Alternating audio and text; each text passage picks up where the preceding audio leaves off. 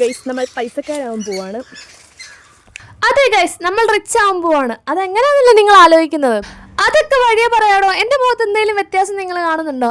കുറെ നാളായിട്ട് ഞാൻ അമ്മയോട് പറയുക ഒന്ന് പിരികം ത്രെഡ് ചെയ്ത് തരാമോന്ന്. ഇന്നെന്തായാലും ചെയ്തു തന്നിട്ടുണ്ട്.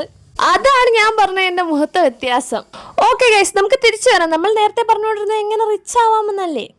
അമ്മ എന്നോട് പറഞ്ഞു ഒരു കവറും എടുത്തോണ്ട് എന്നെ ഫോളോ ചെയ്ത് പറമ്പിലോട്ട് വരാൻ. സംഭവം എന്ന് വെച്ചാൽ നമ്മൾ കാഷ്നട്ട് പറക്കി വിറ്റ് കാശുണ്ടാക്കാൻ പോവാണ് ഗൈസ്. ആദ്യത്തെ പറങ്ങാമരം നമ്മളെ നിരാശപ്പെടുത്തി ഗൈസ്. അവിടെ ആകെ 2 ഉള്ളായിരുന്നു. അതൊക്കെ കുഴപ്പമില്ലടോ. അപ്പൊ ബാക്കിയുള്ള പറങ്ങാമരത്തിനകത്തൊക്കെ പറിച്ച് നമുക്ക് അഡ്ജസ്റ്റ് ചെയ്യാം. അതിന് വേണ്ടിയിട്ട് നമുക്ക് തോട്ടിയെടുക്കാൻ പോവാണ്. ഇതാണ് അപ്പൊ നമ്മുടെ ഇന്നത്തെ ആയുധം. അതങ്ങോട്ട് എടുക്കുക, എന്നിട്ട് പോയി 2-3 അങ്ങോട്ട് പറിക്കുക. കുറച്ച് പറങ്ങാമ്പഴം ആ മരത്തിൽ തന്നെ നിർത്തിയിട്ടുണ്ട്. വിഷു അല്ലേ വരുന്നത്, കണിവെക്കാൻ എന്തെങ്കിലും വേണ്ടേ? പണ്ട് മുതലേ വെളിയിൽ നിന്ന് മേടിക്കുന്ന പരിപാടി എനിക്ക് ഇല്ലാത്തത് കൊണ്ടും ഞാൻ ഇങ്ങനെയുള്ള പറക്കിയൊക്കെയാണ് കണി വെക്കാറുള്ളത്. അതുകൊണ്ട് നമ്മൾ അത് അവിടെ തന്നെ വെച്ചിട്ടുണ്ട്. കിട്ടുന്ന നല്ല പറങ്ങാമ്പഴങ്ങൾ ഞാൻ കൊണ്ട് മാറ്റി വെക്കുന്നുണ്ട്, കവറിലെടുത്തിടുന്നുണ്ട് ഗൈസ്. ഇത് വെച്ചിട്ട് പരിപാടി ഉണ്ട്.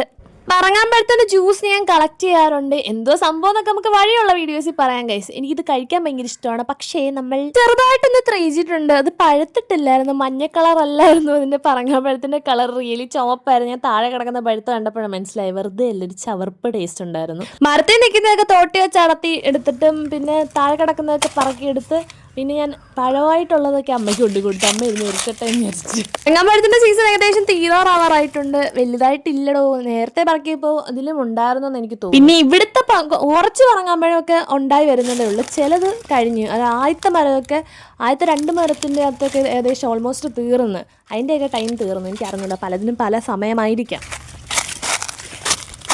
ഈർക്കാൻ മടിയുള്ള പഴങ്ങളെല്ലാം കൊണ്ട് അമ്മയുടെ കൊണ്ട് കൊടുത്തിട്ട് അമ്മ പോയിരുന്ന് പഴവും ഇതിന് സെപ്പറേറ്റ് ആക്കട്ടെ. അതുകൊണ്ട് ഇത്രയാണ് നമുക്ക് കിട്ടിയത്. അതും പറഞ്ഞ് നമ്മൾ ടാറ്റാ ബാബ പറഞ്ഞ് നമ്മൾ തിരിച്ചു പോകുന്ന നേരത്താണ് വേറൊരു സംഭവം കണ്ടത്. അതെടുത്ത് തിന്നാൻ നോക്കി, നിങ്ങൾ വഴിയെ കണ്ടു. പഴുത്തില്ല, അതിനകത്ത് പുഴു ഇരിക്കുന്നില്ല.